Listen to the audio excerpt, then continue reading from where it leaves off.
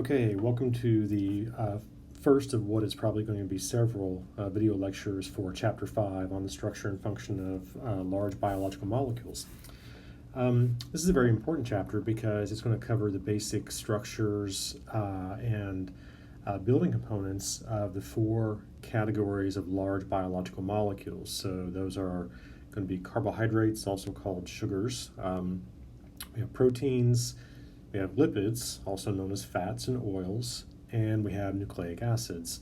So when you look at all the different organic compounds that are found inside of our cells, inside of our bodies, generally they fall into one of these four categories of large biological molecules. So we're going to spend quite a bit of time in this chapter talking about their structure, how they're built, what they're built from, and that sort of thing, and how our bodies use them in a very general sense. So all living things are made up of these four classes of large biological molecules. Again, we have carbohydrates, lipids, proteins, and nucleic acids. And these are referred to as macromolecules because they can be absolutely enormous. Well, keep in mind, they're still microscopic, but relative to other kinds of molecules, they can be absolutely huge, okay?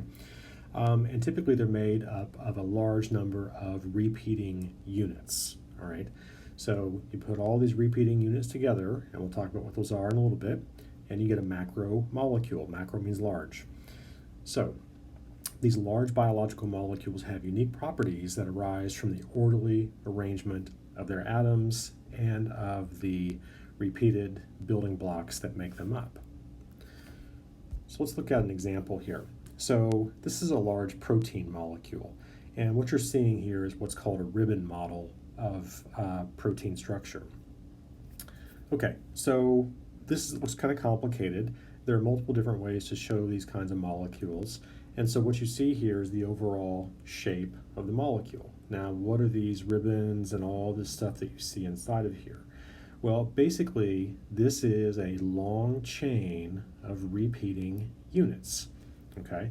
We'll talk about what those units are in a little bit, but basically you take all these repeating units, you link them together end to end, and you put them in a watery environment, and it folds up into this very particular three-dimensional shape that makes that protein. And it's not so obvious here the way they've represented this, but in other ways of representing these kinds of molecules, you can actually see that there are surface contours, pits, valleys, depressions, mountains, that kind of thing. And the overall three-dimensional surface contours of the molecule is what gives it its function. So here we are again back to this idea of structure and function, okay? All right, before we get into the details of these various kinds of molecules, let's talk about how most of them are built, okay? So what we have in the case of proteins, carbohydrates, and nucleic acids is polymers. Okay, hold on one sec. My Apple Pencil is not working, so I need to pair it very quickly with my iPad. Right. Okay, so what we have are large molecules called polymers. All right, and this is going to be true of nucleic acids. So nucleic acids are like DNA and RNA. It's true of proteins. And it's true of carbohydrates, all right? It is not true of lipids. Lipids are not built on this polymer plan that we're going to talk about. They're built in a different way, which we'll see in a little bit, okay? But what is a polymer? A polymer is a long molecule consisting of many similar building blocks. So we have these building blocks that are repeating units, all right? And the general or sort of generic term for those repeating units is monomer or monomers, okay? Prefix mono means one, prefix poly means many or more than one, or by definition actually more than two, as we'll see. So you take monomers, which are individual building blocks, link them together typically end to end, and you get a polymer, okay? Polymer means many monomers. All right. So again, carbohydrates, proteins, and nucleic acids are all built on this monomer-polymer plan. Now, the monomers that make up carbohydrates are different from those that make proteins, which are different from those that make nucleic acids. But they are all monomers, just three separate categories of monomers, one for each type of large biological molecule. Okay, now, the next thing to talk about is the way that these monomers are linked together and also subsequently separated from each other. One of the overriding things that your cells are doing on a moment-by-moment basis in your body is they're taking in large polymers from the food that you eat, like proteins, for example. Your cells are breaking those polymers down into their individual monomers by separating the monomers from each other through a chemical reaction, and then using information in your DNA to rebuild those monomers back into new polymers through a different kind of reaction. So your cells are constantly building and breaking apart polymers from monomers and vice versa. Okay, so what we have then, first of all, are a class of molecules called enzymes. Enzymes are proteins, but they are a special category of protein, okay? Enzymes are specialized proteins that speed up chemical reactions, such as those that our cells use to make or break down polymers. So enzymes are a class of proteins that speed up chemical reactions. They're very important.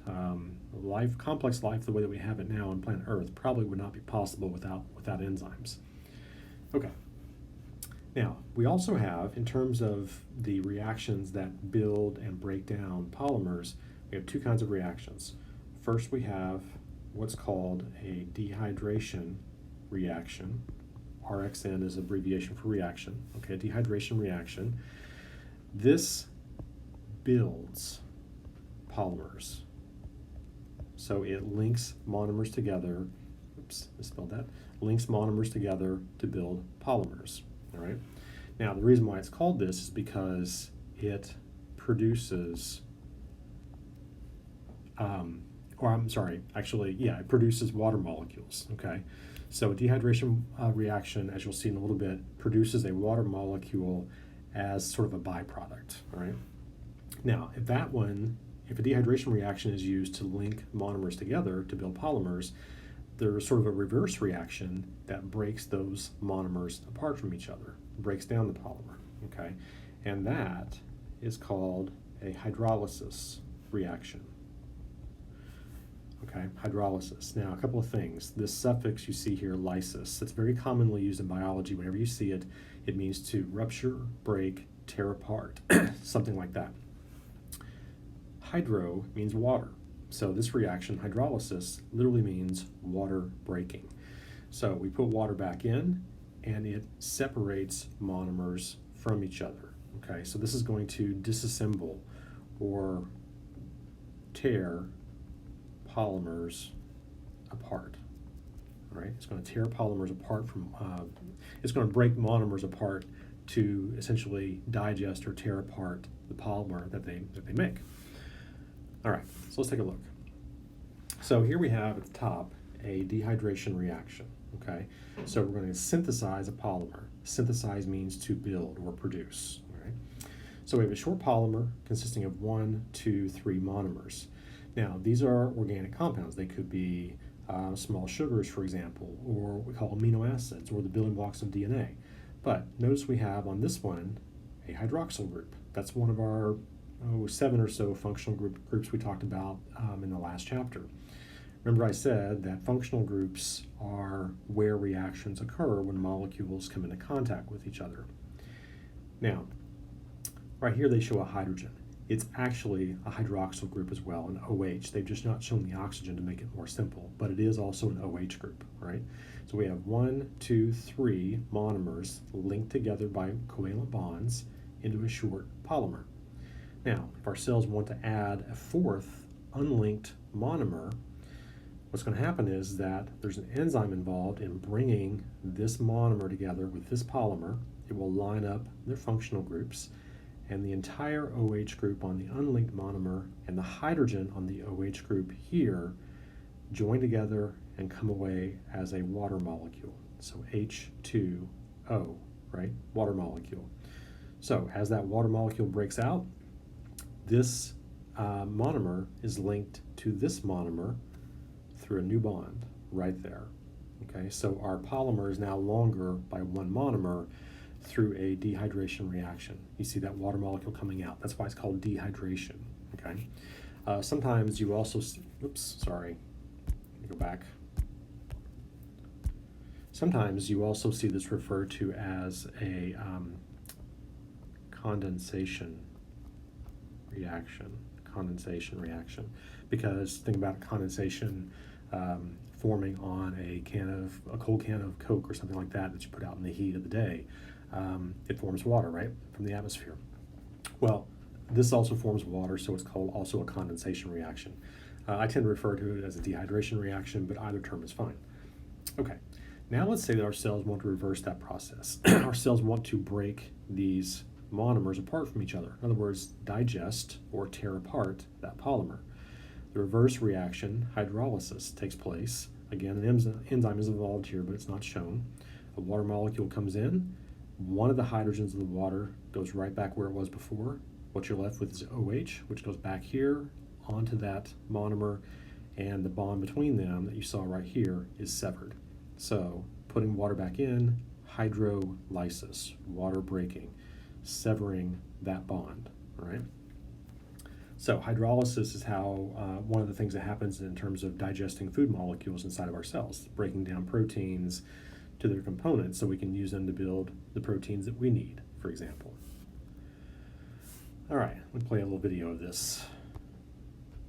Most biological molecules are very large and are built by assembling small molecules, or monomers, into long chains. The resulting molecules are called macromolecules, or polymers. A process of linking monomers, called dehydration synthesis, involves the removal of 2 hydrogen atoms and 1 oxygen atom to form water. One way this might happen is diagrammed here, where several generic monomers are shown with OH groups that could be used for linking. The animation illustrates the joining together of monomers by dehydration synthesis, catalyzed by a polymerase enzyme, and the reverse process, in which added water results in hydrolysis, catalyzed by a hydrolase enzyme. Okay, so in that video, they actually showed you the 2 enzymes, a polymerase enzyme, which runs the dehydration reaction that linked those monomers together and produced water as a byproduct, and then the hydrolase enzyme, which actually tore them apart from each other, okay, using water to break those bonds. Both of those names of enzymes ended in ASE, the suffix ASE.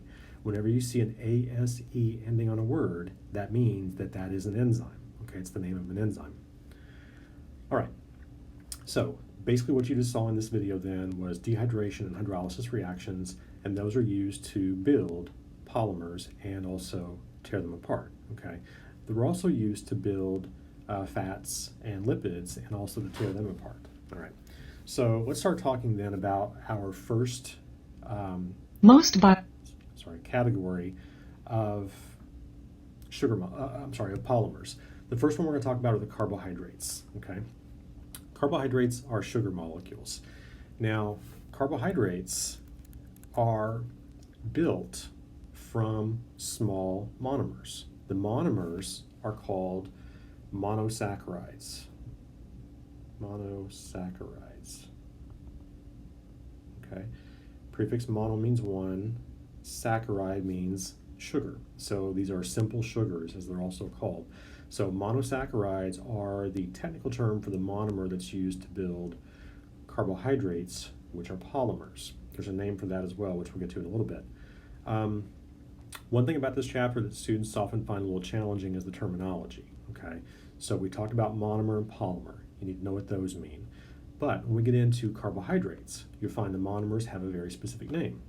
Monosaccharides, as you see here. That is the name of the monomer that builds carbohydrates. Okay.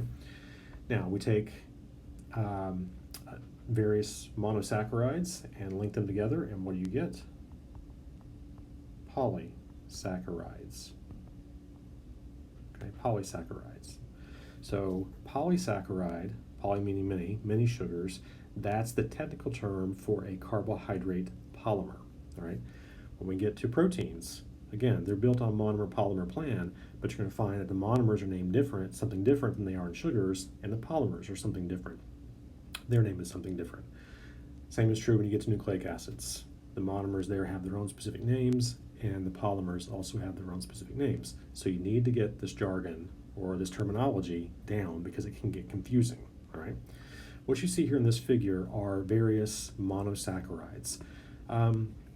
Now, the groupings of these is not really that important, and I'm just showing you this, not expecting you to memorize the structures or names of all these necessarily, but to show you some of their common features, all right? Now, one thing about monosaccharides is that they always have this basic formula, C6H12O6. So for every one carbon, there are 2 hydrogens and then 1 oxygen. A 1 to 2 to 1, do that, 1 to 2 to 1 ratio. So take a look at what are called the trioses, 3 carbon sugars, okay, C3H6O3. 1 carbon for every 2 hydrogens for every 1 oxygen. You see that in dihydroxyacetone, you see it in glyceraldehyde. Pentoses, 5 carbon sugars, C5H10O5, 1 to 2 to 1. You see that in ribose. You see it in ribulose. Hexoses, 6 carbon sugars, C6H12O6, 1 to 2 to 1. Glucose, galactose, fructose, for example. Galactose, fructose, and glucose you've probably heard of. They're very common energy sources in our food, especially glucose. Glucose is actually the product of photosynthesis that plants use as their primary food source, and then it ultimately becomes food for everything else, for us as well. All right, so here you see all of these different monosaccharides drawn as linear skeletons, okay? But when these are found in aqueous solutions, water-based solutions, such as you find inside of our cells, they typically form rings, okay? Ring structures. One end will fold around, connect to the other, and you'll get a carbon ring. Now, I'll show you that here in a minute, but an important point about these monosaccharides is that they serve as a major fuel for cells and, as I mentioned, but also as raw material for building other molecules, okay? So let's take a look at how these can form ring structures first. So here we have glucose, C6H12O6, all right? Notice carbon number 1 is highlighted, and the hydroxyl group on carbon number 5 is highlighted. In aqueous solutions, this carbon can fold around and bond with the OH group right there, okay? So that is a carbonyl group, if you remember. Carbon double bonded to an oxygen. It's a functional group. It can bond to the OH, they react, and as you see sort of right here, and you get a new bond formed right there between that carbon and that oxygen, but it produces this ring structure. That's still the same molecule, it's still glucose. It may have some slightly different properties in the linear form because the structure has changed, but typically we see the ring form in glucose being used to build other much larger molecules, okay?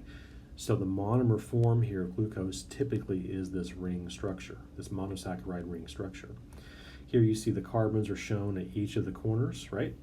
But this is the abbreviated form where you just see the angles. And again, as I said before, if there's no letter shown there, that indicates it's a carbon. If it's not a carbon, the letter of the element will actually be shown, like the oxygen right there.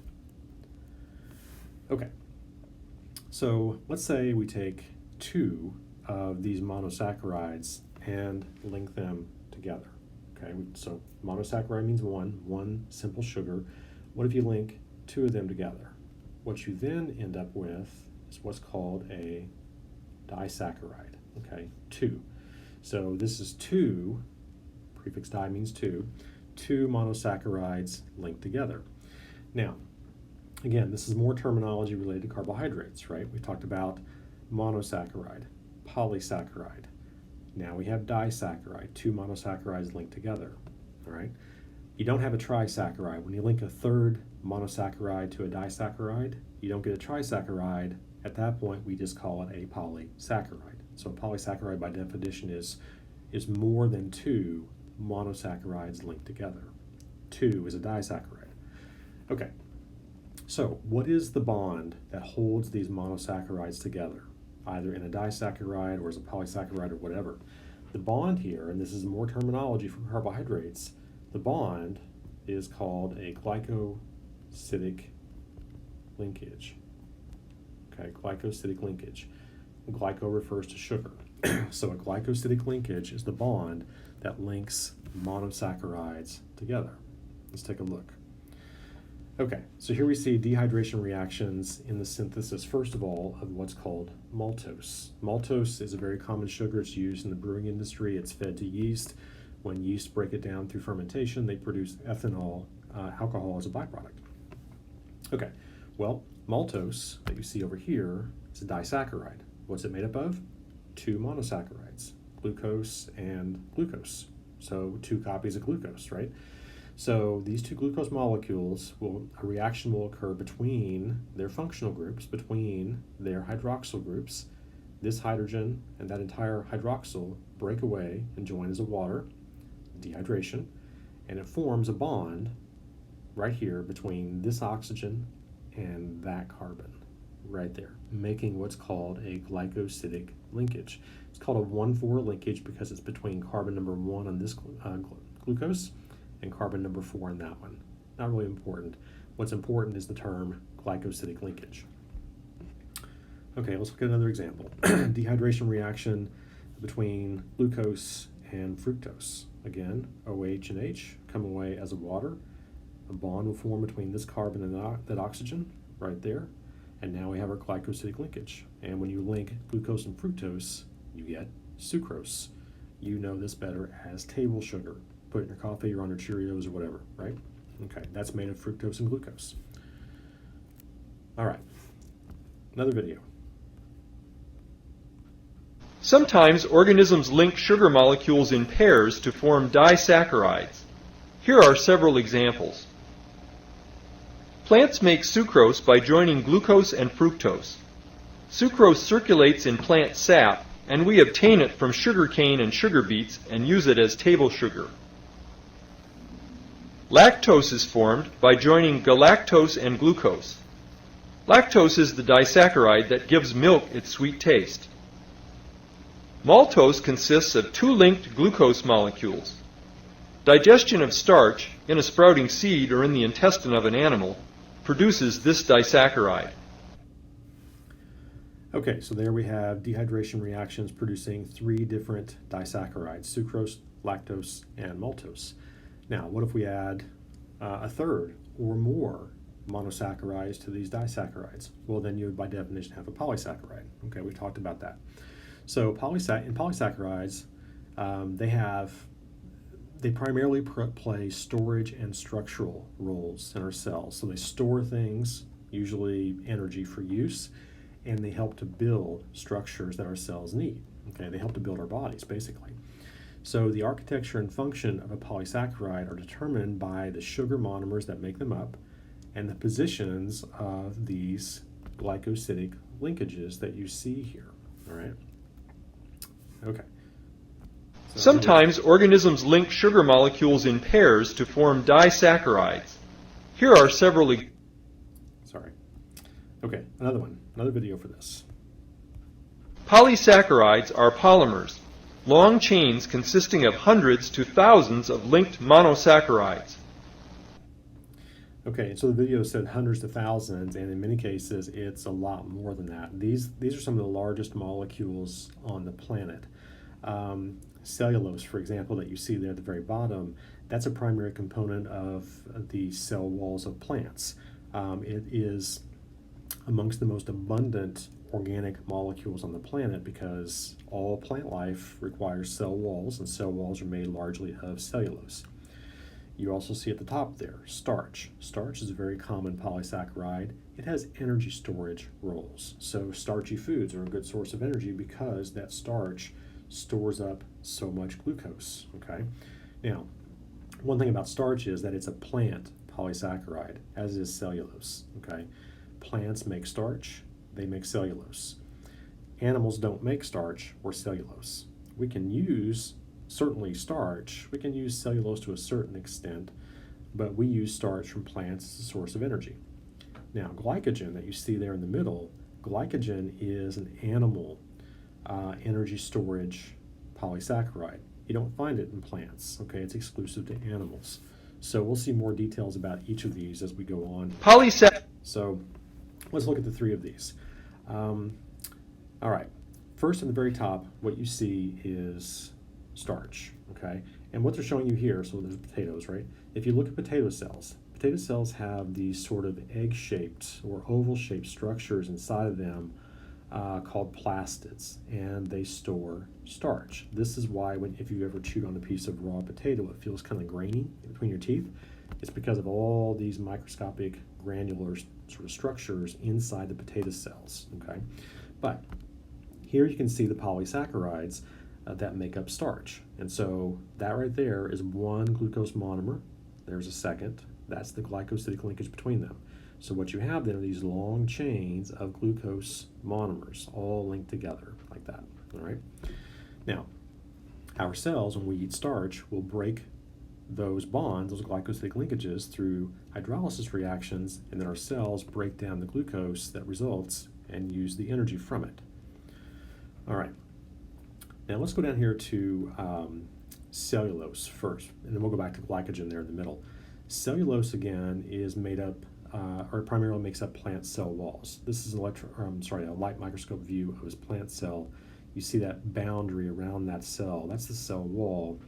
If you look at that with an electron microscope, you can see all these fibers that crisscross back and forth over each other. Those are cellulose fibers, particularly what are called microfibrils. They're like cables, okay?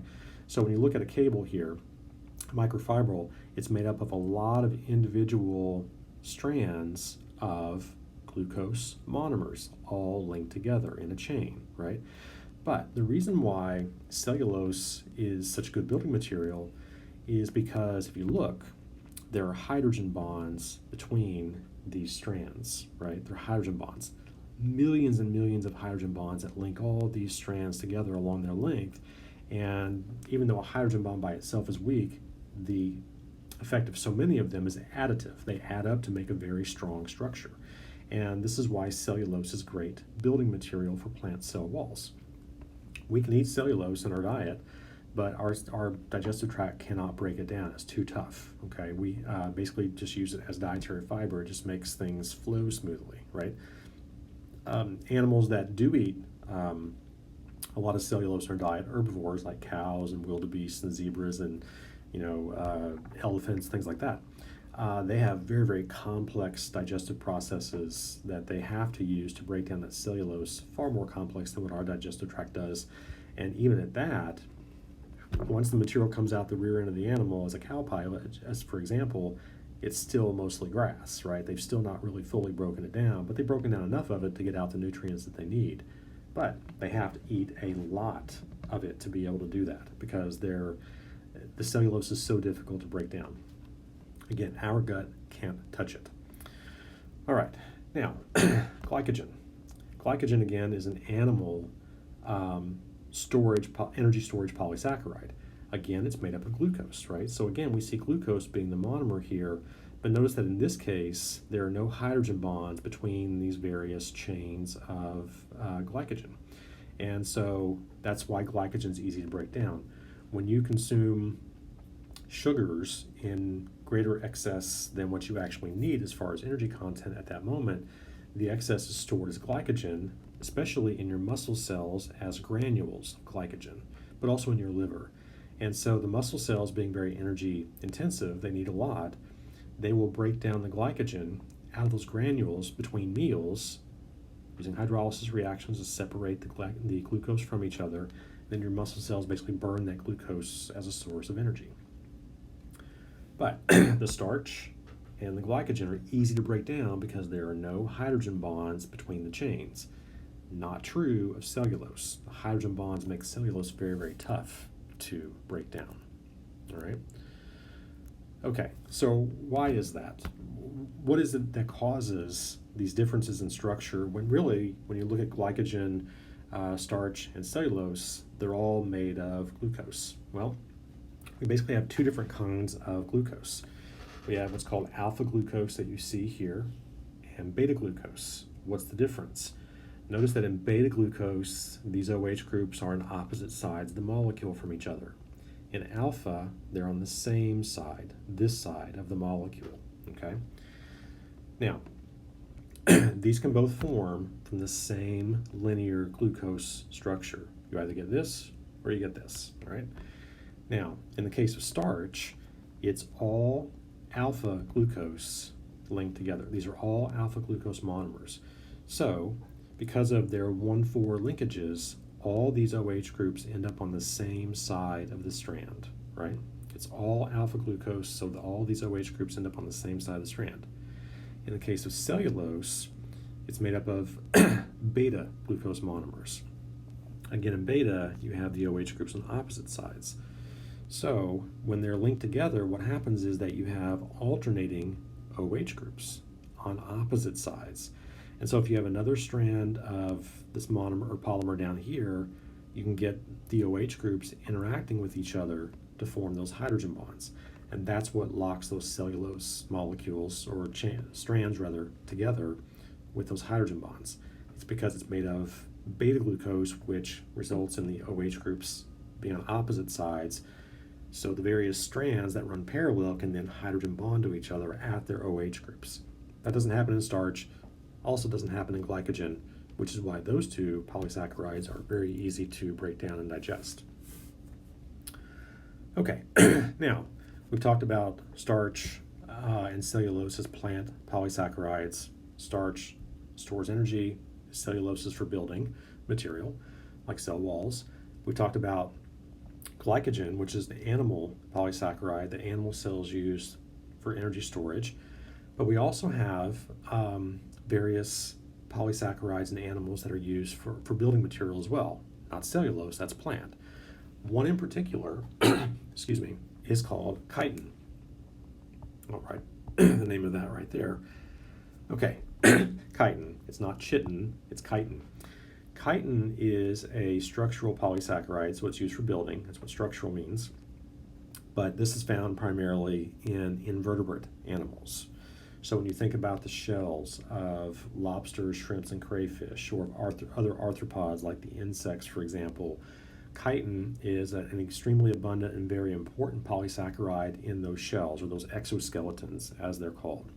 You also see it in the cell walls of fungi. Now, fungi are not plant or animal, they're a different category of organism, but they do have cell walls, which is sort of a plant-like feature that they have.